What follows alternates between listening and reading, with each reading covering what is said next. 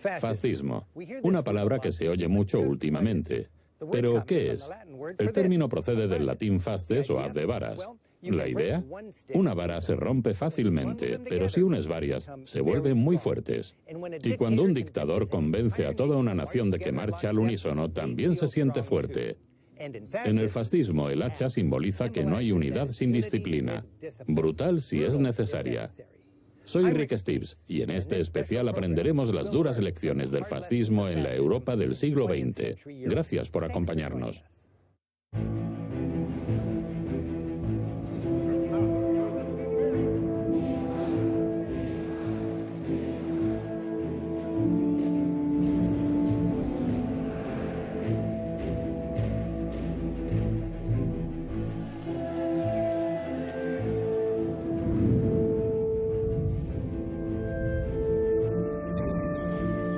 La Europa de Rick Steves, la historia del fascismo. En nuestros viajes veremos cómo naciones enteras fueron hipnotizadas y arruinadas por líderes fascistas. En este viaje nos remontaremos a hace casi un siglo para aprender cómo en Europa el fascismo ascendió y cayó junto con millones de personas. Conoceremos el origen del fascismo en la turbulenta posguerra de la Primera Guerra Mundial, cuando masas de indignados se alzaban. El triunfo de líderes carismáticos que manipulaban esa indignación, las sociedades totalitarias que construyeron y los métodos brutales de los que se valían para respaldar su ideología. Veremos las horribles consecuencias, genocidio y guerra total. Por el camino hablaremos con europeos cuyas familias vivieron estos tiempos. Tenemos que estar atentos. Y visitaremos lugares relacionados con el fascismo. En 1918 terminó la Primera Guerra Mundial, que dejó 10 millones de muertos y una Europa en ruinas. En la caótica posguerra se creó el caldo de cultivo ideal para que germinara el fascismo. No hay mejor ejemplo de ello que la Alemania derrotada y devastada. Imaginemos Alemania después de 1918. Durante 4 largos años luchó con arrojo y perdió a más de 2 millones de hombres antes de rendirse. Los veteranos se arrastraron de vuelta a una patria en ruinas. Su emperador había sido derrocado y en su lugar se instauró una débil democracia. Los aliados habían humillado a su nación con condiciones de rendición especialmente duras, que incluían la exigencia de que Alemania pagara las onerosas reparaciones de la guerra. Los alemanes más cínicos estaban convencidos de que sus propios líderes los habían vendido y se habían rendido demasiado pronto. Lo llamaron puñalada por la espalda. Una horrible inflación acabó con los ahorros y la gente necesitaba empleos. Literalmente había que llenar una carretilla de dinero casi sin valor para comprar una hogaza de pan. Los alemanes no tenían fe en que el gobierno hiciera resurgir la sociedad.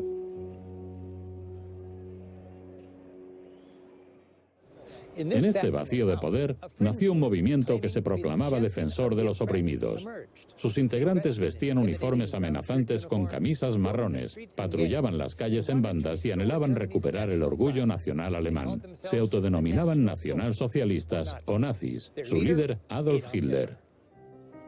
Esos nazis primigenios hallaron su base natural aquí, en Múnich.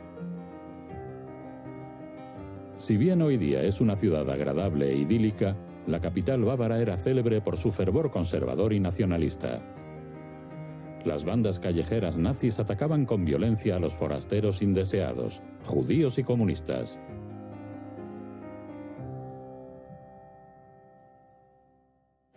En 1923, la cúpula nazi original reunió a sus adeptos en una cervecería como esta. Ardían en deseos de hacerse con el poder. Hitler levantó y agitó su pistola proclamando el comienzo de la revolución. Hitler salió de la cervecería con el variopinto grupo de revolucionarios a las calles de Múnich con la intención de derrocar al gobierno. Pero el intento de revolución, conocido como Putsch de Múnich, fracasó. Tras un violento enfrentamiento, la policía lo mitigó en Odeonsplatz. Hitler fue arrestado y encarcelado. Parecía que el movimiento fascista alemán había terminado antes incluso de despegar. Incapaz de derrocar al gobierno por la fuerza, Hitler decidió hacerlo mediante la política. En su estancia en prisión, escribió Mein Kampf, Mi lucha, que predicaba su mensaje de unión de todas las etnias alemanas y reivindicaba más espacio vital. El libro aún conserva su fuerza, sobre todo para alemanes como Andreas Clemens. ¿Los alemanes podéis comprarlo? Hasta hace poco en Alemania era ilegal comprarlo o venderlo. Y si leo el Mein Kampf, ¿qué escritura encontraré? Hitler tenía problemas gramaticales, hay muchos galimatías, es difícil de leer. Es uno de los libros más publicados de la historia. Estaba en todas las casas alemanas. Seguramente la gente intentaba leerlo y lo dejaba en las primeras páginas. Y supongo que aquí se exponen las claves de un futuro fascista. ¿Cuáles son estas claves? Dice que la democracia no funciona, que es un sistema defectuoso sujeto a la manipulación de fuerzas externas para su beneficio. Culpa a los comunistas de ello. Concluye que hay una conspiración mundial hebrea, de modo que los judíos son responsables de todo lo malo que hay en el mundo. Dice tener una solución y es el fascismo o nacionalsocialismo. Dice poder fortalecer a Alemania y unir al país. Puede unir a la raza superior y devolvernos a la posición que nos merecemos. Puede que Hitler estuviera preso, pero estaba aprovechando ideas que ya habían calado en otros puntos de Europa. Uno de ellos era el primer país donde la ideología fascista llegaría al poder, Italia. En el centro de Roma, capital de Italia, se erige el monumento a Víctor Manuel II. Su altar de la patria se diseñó para conmemorar la grandeza de Italia. Y frente a este monumento, en Piazza Venecia, se reunían los nacionalistas para rendir homenaje a su nación. En los años 20 y 30, decenas de miles de italianos se aglomeraban en esta plaza para oír vehementes discursos que se pronunciaban en este balcón. El orador proclamaba la grandeza de Italia y les prometía un futuro glorioso. Y la gente lo seguía.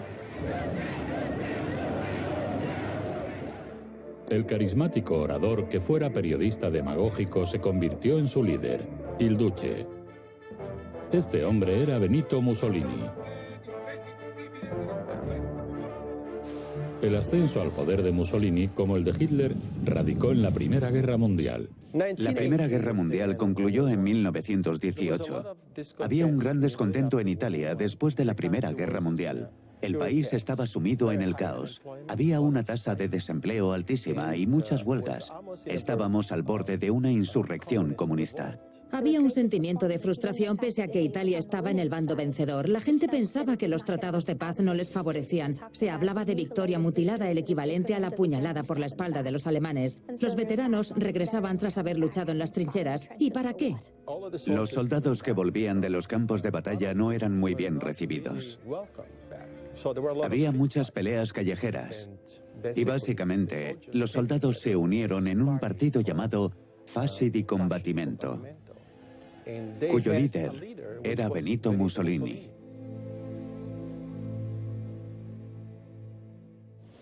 Mussolini sacó partido a la frustración arraigada en el pueblo italiano. Italia aún era una joven nación, no se consolidó hasta 1871. La ola de nacionalismo que sucedió a la unificación dejó a los italianos ávidos de grandeza, pero decepcionados. Su monarquía parlamentaria era débil e ineficaz y la economía terrible. Y como en el caso de Alemania, habían sufrido durante la Primera Guerra Mundial y la gente estaba descontenta por cómo se disputó y por cómo concluyó. Mussolini aprovechó la ocasión para fundar un nuevo movimiento, el Partido Fascista. Aunque solo lograron unos pocos escaños, eran una fuerza política poderosa y paramilitar. El fascismo no era solo una ideología, era además una campaña de intimidación física. Bandas de veteranos armados y vestidos de negro, los squadristi, apodados camisas negras, ejercían la violencia contra sus oponentes políticos. El fascismo empezó con la violencia. ¿Cómo empezó el fascismo? Eran bandas mayormente integradas por veteranos de guerra. Iban por la calle dando palizas a trabajadores y socialistas. Así empezó. El Partido Comunista suponía una amenaza durante la posguerra. Y en efecto, el Partido Fascista nació debido a sus discrepancias. Los camisas negras rompían huelgas, expulsaban a alcaldes socialistas y prometían a sus bases que actuarían.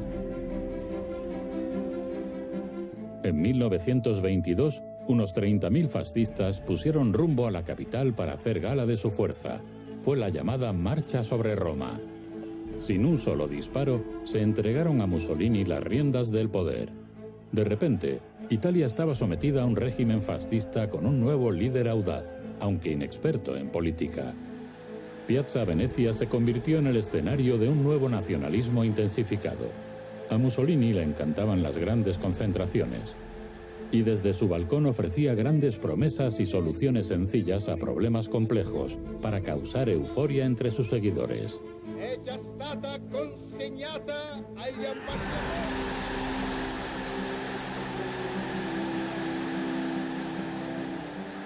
Estos interrumpían sus discursos con cantos de Duce, Duce, Duce, líder.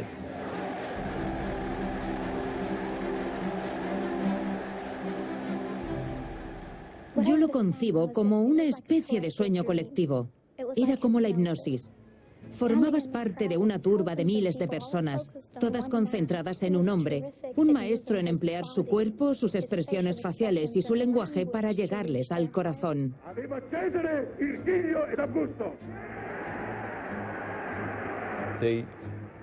Enloquecían con el más mínimo gesto de la mano o expresión facial. Mussolini era un actor, y cuando finalmente salió a ese balcón, adoptando su postura típica, con esa barbilla imponente, para los italianos representaba una Italia más grande. Prometía una Italia grande, moderna y unificada por fin, en la que todos tendrían trabajo. En los primeros 15 años, Mussolini gobernó con poder dictatorial y tuvo un éxito abrumador. Reactivó la economía, creó empleo e invirtió en infraestructura. Construir. Creo que al principio Mussolini se vio tan favorecido porque parecía que sí que estaba modernizando el país. Mucha construcción, mucha infraestructura moderna, empleo, hogares. Así que superficialmente al menos, parecía estar haciendo las cosas bien. Los italianos entonces estaban contentos porque habían pasado del caos absoluto de los años 18 y 19 a tener empleo y una sociedad que parece funcionar. Revitalizó Roma con grandes proyectos como este estadio olímpico que sigue en uso hoy día.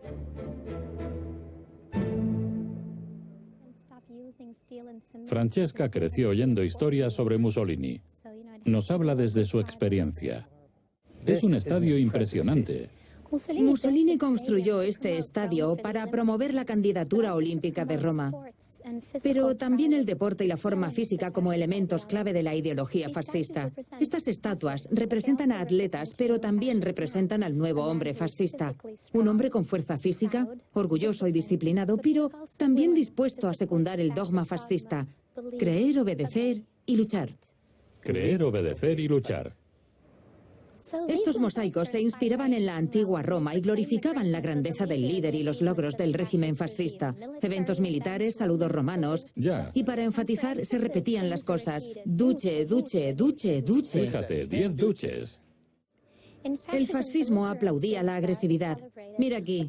Molti nemici, molto onore. Muchos enemigos, mucho honor. Mussolini tenía un ego inmenso. De hecho, uno de los lemas era Mussolini ha sempre ragione. Mussolini siempre tiene razón. Sin duda, se consideraba un auténtico genio, con G mayúscula. Un hombre que tenía una visión superior de la sociedad y el mundo. Estaba convencido de que era un emperador romano moderno. En cierto modo, quería recrear un nuevo imperio romano. Y no soportaba que Italia ya no tuviera tanto peso en Europa. Mussolini abogaba por el resurgimiento de la gloria de la antigua Roma. Creó la grandiosa Via dei Fiori Imperiali para los señoriales desfiles militares que procesionaban desde el Coliseo hasta su despacho en Piazza Venezia. Lo flanqueaban esculturas imponentes de emperadores. Los autócratas disfrutan de su mutua compañía.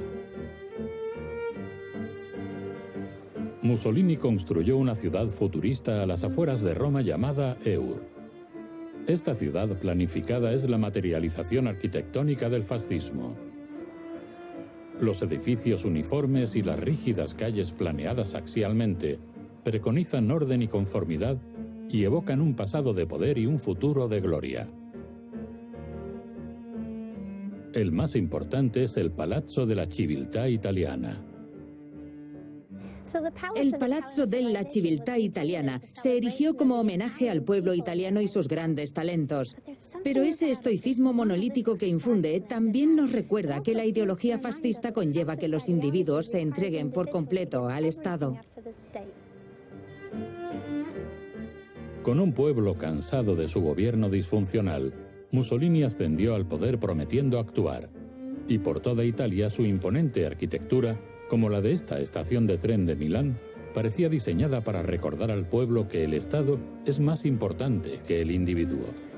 El Estado cumple lo que promete, y por supuesto con il Duce como líder, los trenes llegan a tiempo. Era su famosa frase, los trenes llegan a tiempo, daba una imagen de éxito, pero ¿a qué precio? Al de la libertad individual. La gente no tenía más elección que aceptar a Mussolini como líder. Era delito criticar al partido fascista.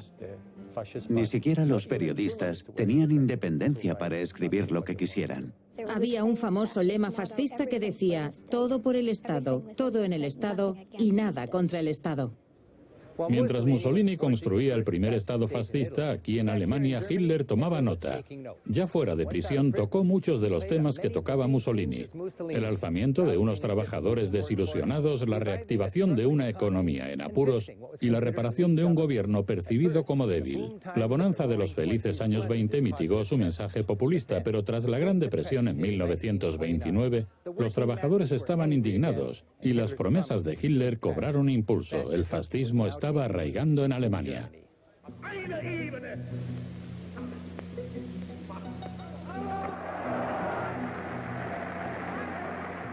Hitler prometió empleo, empleo y empleo para todos.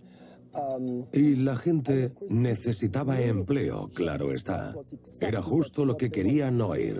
Hitler al pueblo le prometía todo, todo lo que quisiera. Prometió un futuro brillante, prometió empleo, prometió Lebensraum, espacio vital. Hitler era un orador poderoso y cautivador.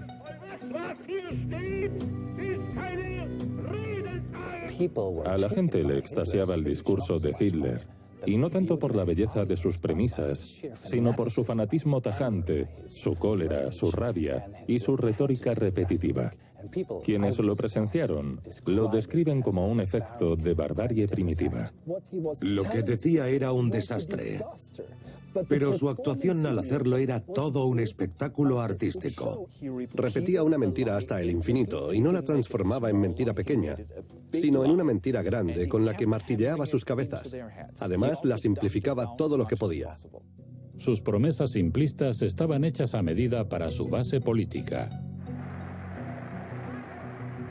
Más prosperidad y expansión de fronteras para un mayor espacio vital o Lebensraum. El fascismo se considera un movimiento fuerte con respuestas sencillas para problemas complicados. Respuestas sencillas y soluciones sencillas eran justo lo que la gente quería oír, puesto que les daban la esperanza de un cambio inmediato, no en 10 años, sino ahora.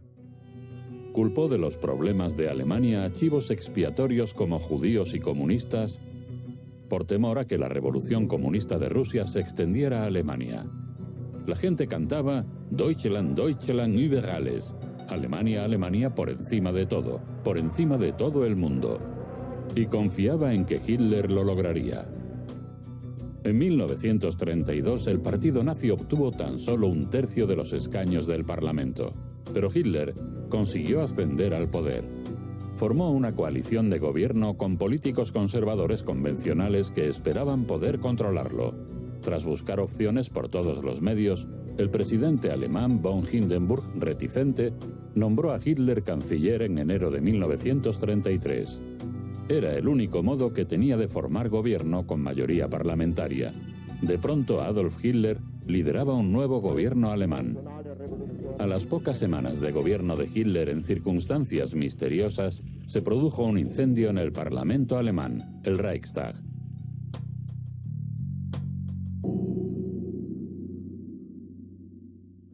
Un desastre así, que muchos historiadores creen obra de los secuaces de Hitler, viene de perlas a todo aspirante a dictador. Con esta emergencia de seguridad nacional, Hitler ya tenía la excusa para acabar con los comunistas, silenciar a los moderados y aprobar leyes que le otorgaban un poder abrumador. De repente, en Alemania no había término medio. Estabas con Hitler o contra él. En la estrategia que siguió Hitler se han basado autócratas posteriores tanto de derechas como de izquierdas. Hitler procedió a consolidar su poder con métodos despiadados. Encarceló a los pocos políticos que osaron votar contra él y asentó su control total sobre el gobierno alemán. Este emotivo monumento conmemora a quienes trataron de resistirse a la toma de poder de Hitler. Se silenció de inmediato a diputados y senadores alemanes. Se leen las fechas en las que fueron arrestados, enviados a campos de concentración y ejecutados. Creo que el ascenso de Hitler se debió a una mezcla de dos elementos, la fascinación y el terror. Básicamente, por un lado, daba a la gente algo en lo que creer con promesas falsas, y por otro, quien no encajara recibía una paliza, o acababa entre rejas, o muerto. El Tercer Reich se basaba en gran parte en la violencia, o al menos en la amenaza implícita de violencia. Hitler contaba con un ejército privado, contaba con el terror en las calles. Su movimiento político gozaba de una gran protección. Y por supuesto, la gente sabía de los campos de concentración alemanes para enemigos políticos, y así sabía también que tenía que cerrar la boca. Hitler había secuestrado la democracia alemana. Se le confirieron poderes extraordinarios para suspender temporalmente los procesos democráticos y así lograr sus metas. Era un dictador al frente de una nación sumamente industrial y junto a su equipo comenzó a trazar sus planes para Alemania y el mundo. Hitler, que había heredado una economía alemana maltrecha por la Gran Depresión y una tasa de desempleo de casi el 30%, se volcó de inmediato en mejorar la economía. Aceleró las políticas de grandes obras públicas e infraestructura del gobierno precedente, financiados con gasto deficitario. En consecuencia, la tasa de empleo aumentó drásticamente desde el año 33 al 36. La Autobahn o autopista es quizá el ejemplo más conocido del programa de construcción de carreteras de Adolf Hitler, que creó muchísimo empleo. La Autobahn en realidad se proyectó antes de que llegaran los nazis, 1 o 2 años antes, pero aceleraron su construcción para hacer de Alemania un país más moderno. No tenían ese dinero. Todo se financiaba con créditos de una futura guerra. Por supuesto, las autobahns estaban desiertas, ya que hasta que empezó la guerra, pocos podían permitirse un coche. Pese a centrarse en el empleo y el trabajador alemán, los nazis consideraban a los sindicatos inútiles. El fascismo básicamente odia todo lo comunista, o como decían ellos, bolchevique, por lo que no le gustaban los sindicatos. No tenían cabida en el movimiento fascista. Así pues, los nazis, tras un año de soberanía, declararon el 1 de mayo día festivo por primera vez. Los sindicatos lo celebraron y al día siguiente, cuando estaban más o menos de resaca, acabaron con los sindicatos. Sustituyeron los sindicatos ahora abolidos por el Frente Alemán del Trabajo al servicio del partido nazi, y todos los trabajadores debían inscribirse. Hitler gastó grandes sumas de dinero del Estado en un extenso programa de bienestar estatal, llamado Bienestar Social Nacional Socialista. Aunque el término socialista aparecía en el nombre del partido, Hitler era amigo de las empresas, privatizó muchas de ellas y las que apoyaron su candidatura siguieron respaldándolo. Las corporaciones seguían brindando su apoyo al gobierno nazi alemán porque les generaba beneficios. Creo que a las mayores corporaciones, como la siderurgia alemana, por ejemplo, que era bien grande, les aterraba sin duda el comunismo, pero además Hitler les convenía. Lo secundaban porque les resultaba más fácil hacer negocios con un gobierno estable. La industria automovilística creció exponencialmente y uno de los coches más famosos del mundo nació durante la era nazi. La idea del Volkswagen era la de un coche asequible, para que todos pudieran circular por la Autobahn. Con tanta actividad económica y empleo, Hitler revigorizó Alemania.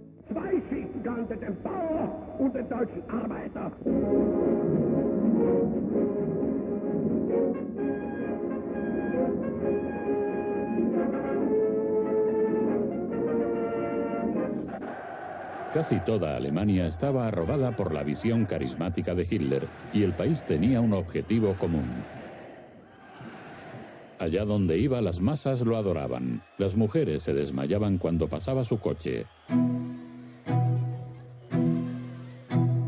En los encuentros de juventudes hitlerianas, jóvenes de ambos sexos juraban lealtad al líder. Cuando un niño veía a Hitler en 1935, veía una especie de divinidad. Era alguien capaz de encumbrar al pueblo alemán, que conseguiría que el pueblo de este niño llegara a ser la raza superior que lideraría el planeta. Hitler se granjeó un nuevo título, el de líder del pueblo o Führer. Fue él mismo quien acuñó el término de Führer, líder, autoproclamándose así una especie de dios de Alemania. Así que ya no formaba parte de una democracia, sino que era una figura divina. Todo sistema fascista necesita un Führer. Es el gran héroe. Es un santo. Es la única figura en la que la gente cree. Él ve por todos. Y los demás lo siguen. Los fascistas creían en un sistema fascista que uniera a todos los que creen en el sistema. Un sistema fuerte y poderoso, capaz de alcanzar metas difíciles. La idea del fascismo es crear una gran comunidad que funcione con exacta uniformidad y con una opinión común con respecto a todo.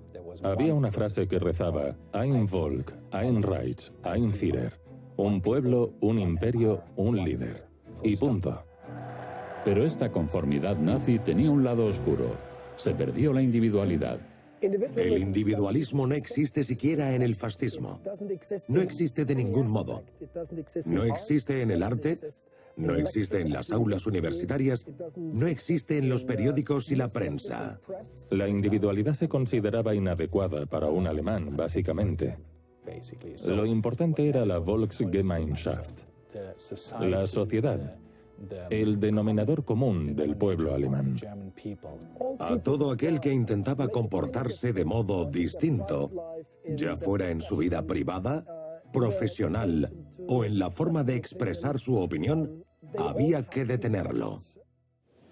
Para los nazis, la ciudad que mejor representaba su sentimiento de unidad nacional era Nuremberg, que, cargada de historia alemana, fue apodada la ciudad más alemana de todas. Por eso Hitler sentía predilección por ella a la hora de ostentar su pompa y boato nacionalista para incitar a toda Alemania a unirse.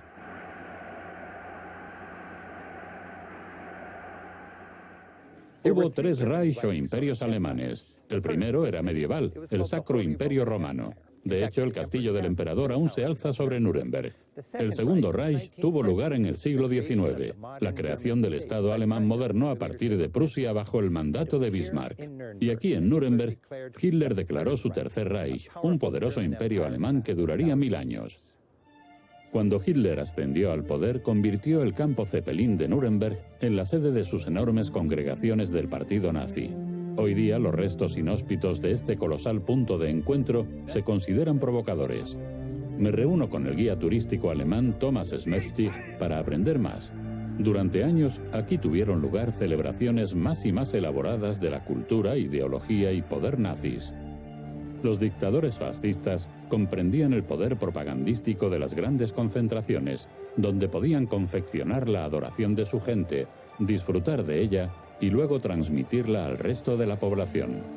Como dijo Hitler, convertir al hombre pequeño en parte de un gran dragón. Imagínate a Hitler salir por ahí y contemplar la muchedumbre, 200.000 personas alineadas. Empleaba la propaganda para crear una nueva comunidad. De hecho, tenemos una palabra para ello, Volksgemeinschaft. La película propagandística de Leni Riefenstahl, El triunfo de la voluntad, se rodó en las concentraciones de Nuremberg de 1934 para luego mostrarlas en cines y aulas de todo el país. Su objetivo era llevar una celebración visual del poder del Estado nazi a los 70 millones de alemanes. Nuremberg da fe del inmenso poder del arma secreta del fascismo, la propaganda. Los medios de la Alemania nazi los controlaba el gobierno, en concreto el Ministerio para la Ilustración Pública y la Propaganda en Berlín, comandado por Joseph Goebbels. Todo lo que los medios distribuían entre la gente se controlaba en Berlín. Goebbels empleaba todos los medios a su alcance. Además del nuevo y poderoso medio del cine, usó formatos tradicionales como periódicos, carteles e incluso postales. Y el más trascendental era quizá un nuevo medio, la radio. Hitler fue uno de los primeros políticos en emplear efectivamente el incipiente medio de difusión que era la radio. En todas las casas alemanas había un Volksempfänger, la radio del pueblo. Así sus discursos prácticamente llegaban al salón de todos los alemanes. En cuestión de unos 6 años, el número de radios en Alemania pasó de 4 a 17 millones. De modo que llegaban a casi todos los hogares. Y la gente no escuchaba la radio como lo hacemos hoy. Si se emitía un informe importante por radio, no lo escuchaban 1 o 2 personas mientras hacían otra cosa, sino que lo hacía toda la familia, e incluso los vecinos, si no podían permitirse una radio. Eran acontecimientos especiales para toda la comunidad familiar, para toda la vecindad. Así que se podía llegar a mucha gente con un solo medio. Sobre un lago ahora pacífico de Nuremberg se cierne otro remanente de la megalomanía del dictador, su enorme palacio de congresos nazi inacabado. Hitler, que creía que podría crear una nueva civilización basada en valores fascistas, se inspiró en el antiguo Coliseo romano para el diseño de este edificio, solo que era más colosal aún. Imagina cómo habría sido. 50.000 mandatarios nazis aquí dentro, un tercio más alto y cubierto, una ventana en el techo y el sol incidiría sobre el podio. Y una vez al año, un discurso de Adolf Hitler. Otro escenario ideado para su espectáculo propagandista era el nido de águila de Hitler entre montañas. Esta casa de retiro alpina de Berchtesgaden, al sur de Múnich, servía para suavizar la imagen de Hitler, con un trasfondo majestuoso, casi teatral. Sus visitas eran filmadas con cariño para mostrarlo como la encarnación de todo lo bueno de Alemania. Sano, vigoroso, respetable, el tío preferido por todos.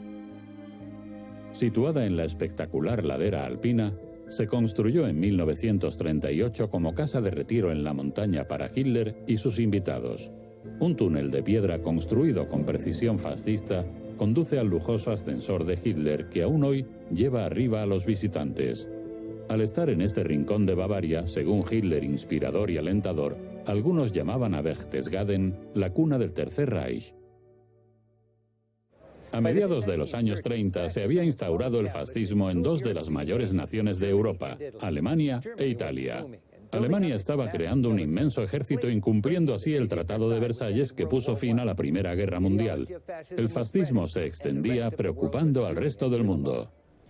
El expansionismo era un principio base del fascismo. Alemania anexionó primero Austria, país vecino, y luego la región germanófona de Checoslovaquia, los Sudetes, y poco después el resto del país. Bajo el comando de Mussolini, Italia invadió Etiopía y Albania. En 1939, Hitler y Mussolini firmaron un acuerdo que recibió el nombre de Pacto de Acero. Al oeste, España y Portugal empezaban a coquetear con el fascismo.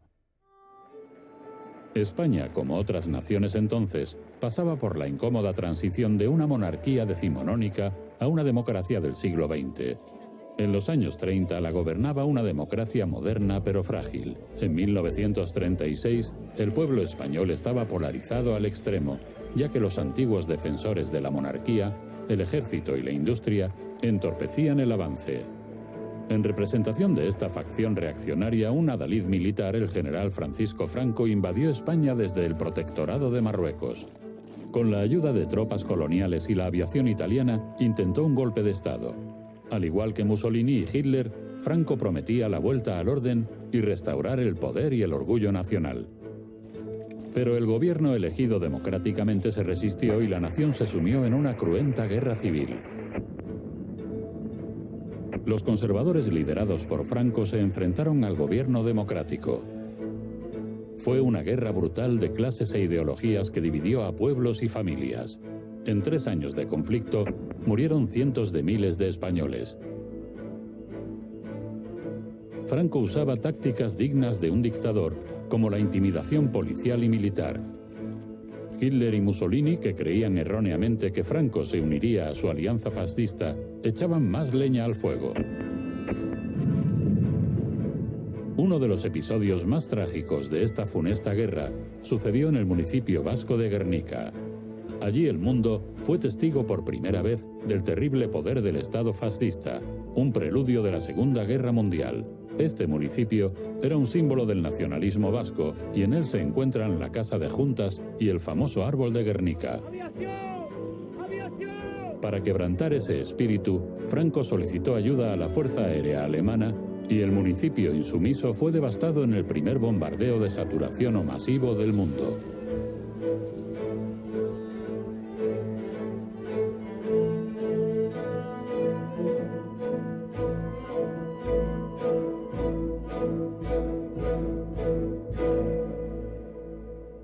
El artista malagueño Pablo Picasso, al conocer este hecho sobrecogedor, se puso manos a la obra de inmediato y plasmó la destrucción según la imaginaba él. En cuestión de semanas, compuso este gran mural, el Guernica. En la obra maestra del pintor, una mujer mira al cielo. Un caballo grita. Un soldado cae inerte, descuartizado y con la espada rota. Una mujer herida huye de una casa en llamas. El toro, símbolo nacional, observa atónito a una madre con su bebé muerto.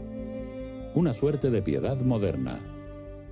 La obra de Picasso ponía rostros humanos a los horrores de la guerra y hacía hincapié en la brutalidad de Franco y Hitler.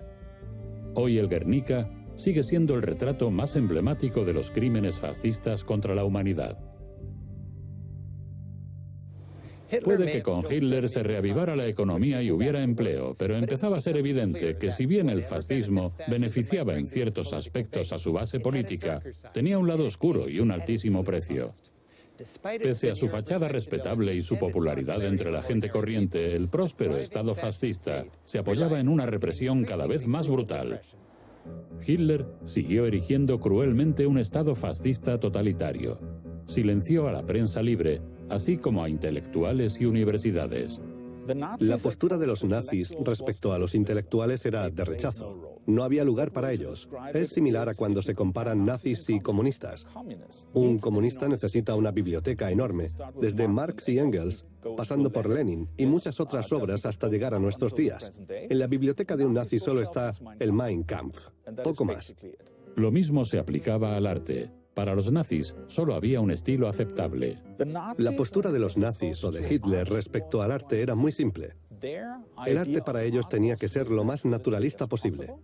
Básicamente, gente rubia de ojos azules trabajando en el campo. Estas imágenes representan la familia alemana perfecta según los nazis. Todos son altos, rubios y de ojos azules, atractivos y están en forma. Esta es la versión idealizada de los alemanes. Todo lo que pusiera en tela de juicio a la sociedad o la hiciera avanzar, cosa que el arte suele hacer bastante bien, se consideraba antinatural o anti-alemán. No les gustaba la complejidad del arte moderno, que tildaban de degenerado. Si no destruían las obras, las vendían para sacarles dinero o las ocultaban. En mayo de 1933, Hitler llevaba un par de meses ejerciendo de canciller. Se llevaban a cabo quemas de libros en Berlín, Múnich y en todos lados. Los libros que cuestionaban las intenciones de los nazis se prohibieron y se quemaban en público para deleite de los simpatizantes de Hitler. Libros de la izquierda y de psicólogos. Por algún motivo, los nazis odiaban la psicología. Libros escritos por judíos, claro está, los prohibían públicamente en grandes actos. Si tenías libros y alguno lo habían quemado anteriormente, cuando invitabas a gente a casa podían acusarte de tener esos libros. Hasta tu compañero de piso podía acusarte de ello. Cuando empezaron las quemas de libros, ya no podías fiarte de nadie. Un famoso escritor y autor alemán dijo que una vez que quemas libros, no tardas en acabar quemando personas. Artefactos y carteles ilustran la noción de raza superior que tenían los nazis. Quien no se ajustara a ese modelo podía ser considerado enemigo del Estado y enviado a un campo de concentración. Los nazis obligaban a sus prisioneros a llevar distintivos que identificaban su condición: traidores políticos, infractores, extranjeros, homosexuales y la categoría comodín, asociales, todo el que no se sometía. Una marca especial, la estrella amarilla de David, se asignaba a lo que Hitler más despreciaba, los judíos. Los nazis creían que los alemanes pertenecíamos a una raza superior, la más dura, más fuerte, más valiente y más inteligente. Decían que el planeta sería nuestro si no fuera por la conspiración judía. Y sin ellos, si se libraban de esa conspiración, volveríamos a ocupar el lugar que nos correspondía. Los nazis empezaron a poner en práctica sus ideas antisemitas ya en abril de 1933, cuando organizaron un boicot de negocios judíos. Culpaba a un grupo específico, a los judíos, de la ruina de todos los demás. Lo tenía muy claro. Su cabeza de turco eran los judíos. Eran la fuente de todo mal en Alemania y el mundo, y quería acabar con ese mal. Para eso trabajaba. En noviembre de 1938, los nazis llevaron a cabo una matanza de judíos por toda Alemania. Durante la Noche de los Cristales Rotos, conocida como Kristallnacht, se saquearon hogares, hospitales y escuelas judías. Se dañaron o destruyeron 7.000 negocios judíos y se quemaron más de 1.000 sinagogas. Murió muchísima gente y 30.000 judíos fueron arrestados y confinados en campos de concentración. Marcó un punto de inflexión entre la opresión económica, política y social precedente y las palizas, encarcelamientos e incluso asesinatos. Comenzaba la solución final de Hitler. Hoy día el Museo Berlinés Topografía del Terror se alza sobre los escombros de lo que fuera el lugar más temido de Berlín, la sede de la Gestapo, la policía secreta y fuerza de élite de las SS. Desde aquí, funcionarios administraban el Estado nazi y con sangre fría coordinaban sus actividades más atroces. La eficacia y la crueldad de la burocracia que se hallaba tras los crímenes de Hitler dieron pie a la expresión «la banalidad del mal». El fascismo seguía extendiéndose y su militarismo amenazaba la paz en Europa.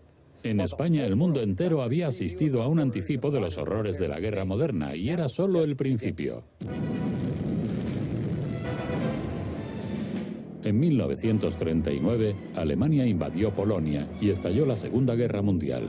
El poder militar de Alemania parecía imparable. Con su rápida técnica de guerra relámpago, o Blitzkrieg, los temidos tanques de Hitler y su modernísima fuerza aérea, la Luftwaffe, avanzaban por toda Europa. Francia no tardó en caer, y de pronto Hitler hacía turismo en la Torre Eiffel. Poco después, casi todo el continente estaba sometido directa o indirectamente al fascismo. La victoria final parecía inevitable, y los nazis apretaban las tuercas de su propia sociedad. Los males del fascismo crecían. Los males pequeños pasaban a ser grandes males, y la sociedad alemana se las arreglaba para obviar sus propias atrocidades. Al principio, en los campos de concentración solo había gente que no se adaptaba. Luego se convirtieron en campos de trabajos forzados. Finalmente, los nazis construyeron campos de exterminio fuera de Alemania para ocultarlos a la opinión pública. Con lo que los nazis llamaban solución final, trataban de aniquilar a toda la población judía. En total, 6 millones de judíos aproximadamente murieron a manos de los nazis. 2.700.000 murieron en campos de exterminio.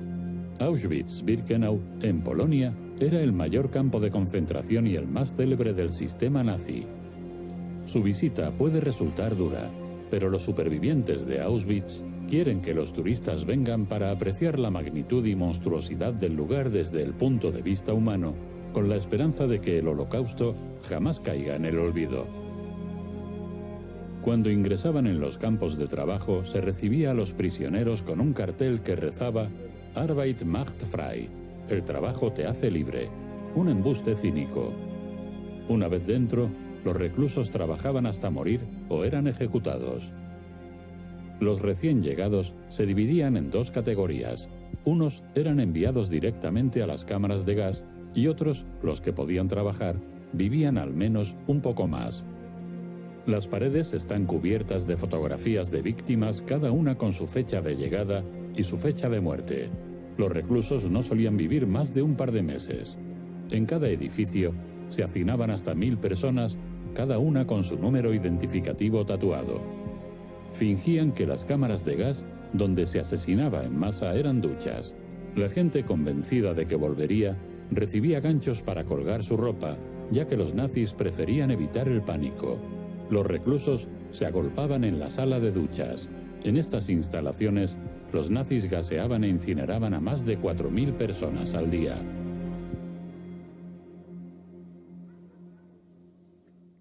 Para vencer al fascismo, la alianza entre Hitler y Mussolini, fue necesario un enorme esfuerzo heroico aliado liderado por Gran Bretaña, Estados Unidos y la Unión Soviética. Alemania parecía invencible. Pero debido a su funesta decisión de invadir la Unión Soviética, Hitler estaba con el agua al cuello y las tornas empezaban a girar. En el gélido frente oriental, el Ejército Rojo comenzaba a cernirse sobre Alemania. Desde Gran Bretaña, aviones aliados bombardeaban ciudades alemanas. Las tropas estadounidenses avanzaban desde el sur, marchando sobre Italia. Los partisanos italianos derrocaron al gobierno fascista y cambiaron de bando, uniéndose a los aliados. Para vencer a un régimen totalitario como la Alemania fascista, se libró una guerra total, y la victoria costó cara. Para recordar el capítulo final de esta historia, visitamos Normandía, en Francia. El 6 de junio de 1944, el día D, los aliados desembarcaron en las playas del norte de Francia y empezaron a abrirse paso hasta Berlín. En el día D se produjo la mayor invasión anfibia de la historia. Tras una brutal batalla encarnizada, establecieron primero una cabeza de playa y luego un puerto improvisado. La larga batalla para llegar a Berlín había comenzado. La guerra no cesó, aun cuando estaba claro que Alemania perdería. En los campos de concentración se aceleró el genocidio. Como hipnotizados, millones de civiles alemanes seguían secundando a su Führer. Grandes ciudades alemanas como Hamburgo y Dresde fueron destruidas en enormes bombardeos aéreos y muchos civiles murieron, mientras los aliados trataban de doblegar a los alemanes que alimentaban la maquinaria de guerra nazi. Alemania se veía sobrepasada y el poder militar combinado de los aliados creaba un cerco en torno al Tercer Reich por el este, el oeste y el sur. Finalmente, la capital nazi, Berlín, fue liberada por tropas soviéticas. Ambos líderes fascistas tuvieron un macabro final. En Italia, ciudadanos en cólera se rebelaron furiosamente contra Mussolini. El dictador fue ejecutado ante un pelotón de fusilamiento y colgaron su cuerpo boca abajo para que todos lo vieran. Los días de Hitler terminaron aquí, en Berlín. En un profundo búnker subterráneo bajo este lugar y con la capital en ruinas, el dictador se suicidó. Por fin, en la primavera del año 45, terminó la guerra en Europa. La tasa de muertos era sobrecogedora. Además de 6 millones de judíos, los nazis aniquilaron a cientos de miles de indeseables, como ellos los llamaban.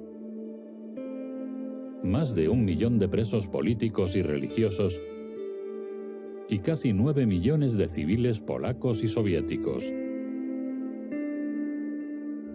El fascismo había sido vencido y muchos de sus líderes y partidarios tuvieron que responder de sus actos. En Italia se reprimió brutalmente a los antiguos fascistas, pero hubo pocos juicios. En Alemania fueron juzgados los criminales nazis. Fueron famosos los juicios de Nuremberg, en los que 22 importantes criminales nazis se enfrentaron a la justicia de las potencias aliadas.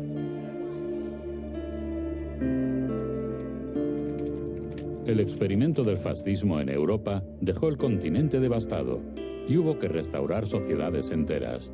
Alemania tuvo que ser reconstruida por completo. Italia quedó débil y ensangrentada. Y si bien España evitó tomar parte en la guerra y su dictador Franco se mantuvo en el poder varias décadas, pagó por ello un alto precio, ya que el país fue excluido de la comunidad mundial, con el consecuente atraso. El terror fascista se sigue recordando hoy en los múltiples monumentos que, por toda Europa, conmemoran esos años terribles. Se conmemora en los campos de concentración que nos hacen pararnos a tratar de asimilar las cifras disparatadas.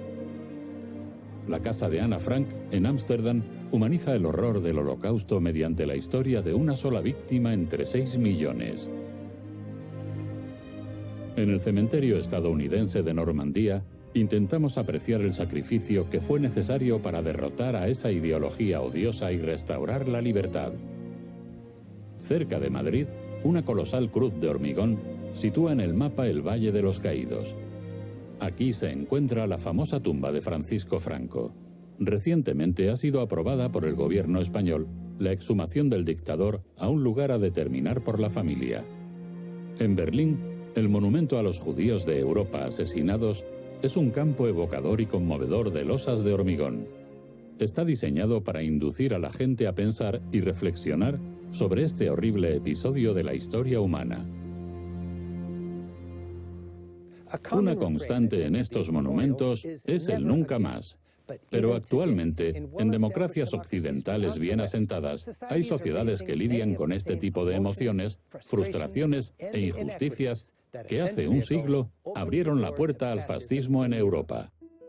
Si me pregunto, ¿volvería a suceder? Diría que no. Pero ya ocurrió en Alemania y podría volver a ocurrir.